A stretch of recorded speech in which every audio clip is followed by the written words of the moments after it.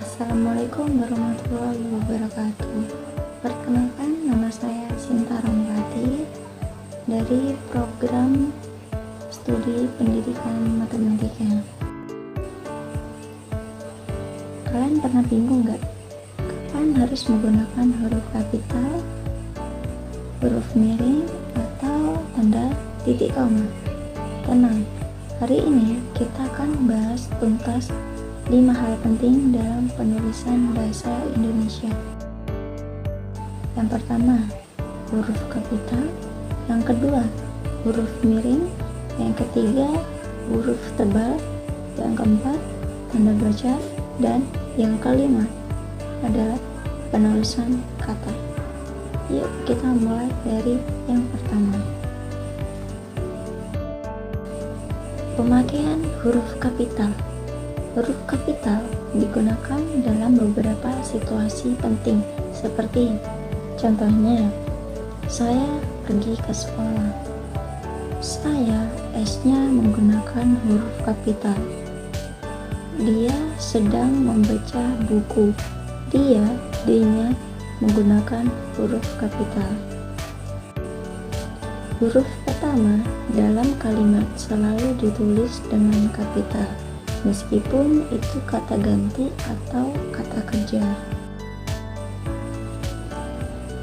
Nama orang, tempat, dan lembaga. Contohnya, kami mengunjungi Museum Nasional. Kami, K-nya itu menggunakan huruf kapital. Museum, M-nya menggunakan huruf kapital.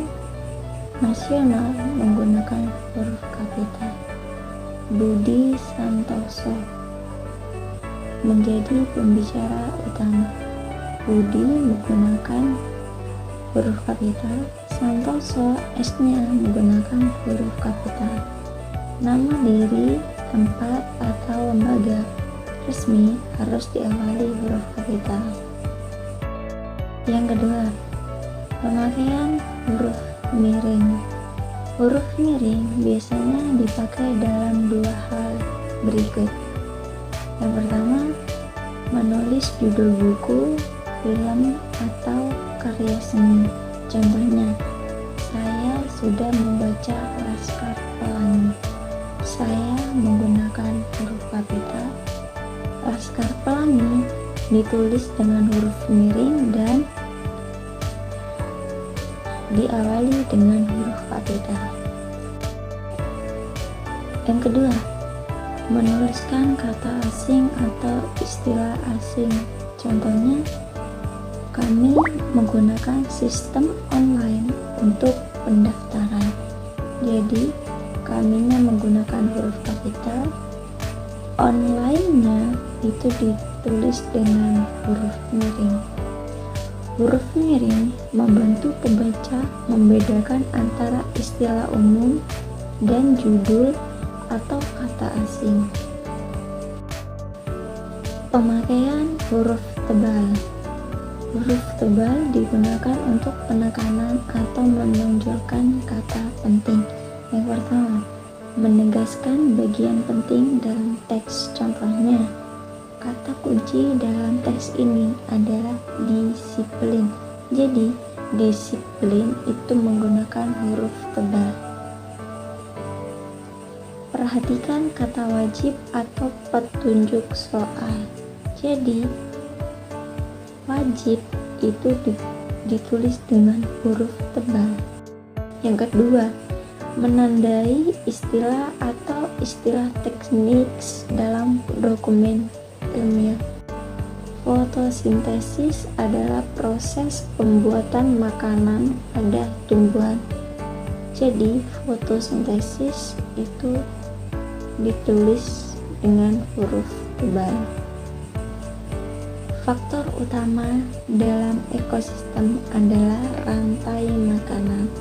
Jadi, ekosistem itu ditulis dengan huruf tebal. Huruf tebal menarik perhatian pembaca ke kata-kata penting atau teknik. Pemakaian tanda baca. Tanda baca membantu struktur kalimat. Mari kita bahas beberapa yang paling umum. Yang pertama,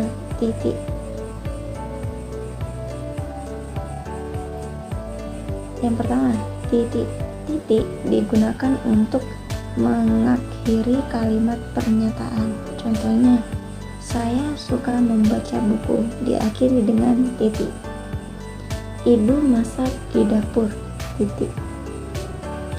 Yang kedua, koma. Koma memisahkan unsur dalam satu kalimat. Contohnya, saya membawa buku, koma, pensil, koma, dan penggaris. Setelah makan, koma, kami langsung belajar. Yang ketiga, titik dua. Titik dua digunakan sebelum daftar atau kutipan langsung. Contohnya, kita harus membawa titik dua, tas, koma, sepatu, koma, dan seragam. Ayah berkata, titik dua, tanda petik dua, belajar dengan sungguh-sungguh. Tanda petik. Tanda petik mengapit kutipan langsung atau judul puisi atau cerpen. Contohnya, belajar itu investasi masa depan, kata guru. Saya membaca cerpen.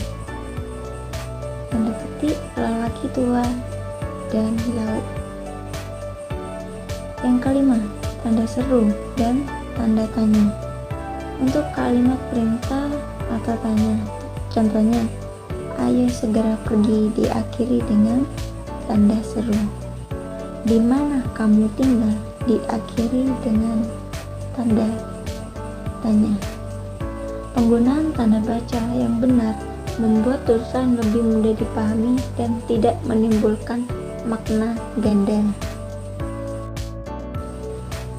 Yang kelima, penulisan kata. Penulisan kata mencakup penulisan gabungan kata, imbuhan, dan partikel. Yang pertama, kata depan, di, dan ke. Contoh, saya pergi ke sekolah. Ke sekolah itu ditulis dengan ke spasi sekolah.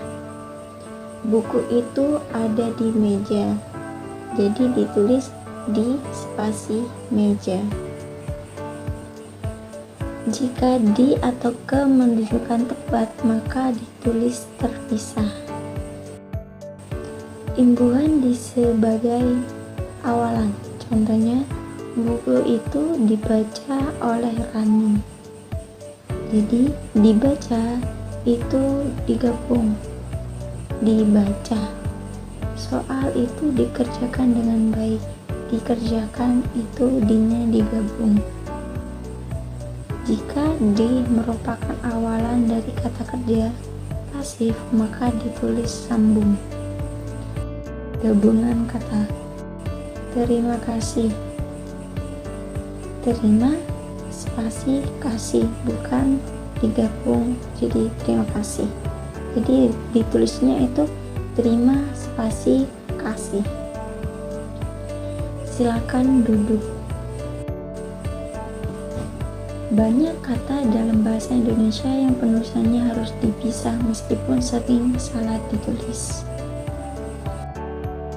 Nah, itulah pembahasan kita pada video hari ini. Pembahasan yang sangat singkat dan padat tentang penggunaan huruf dan tanda baca yang benar.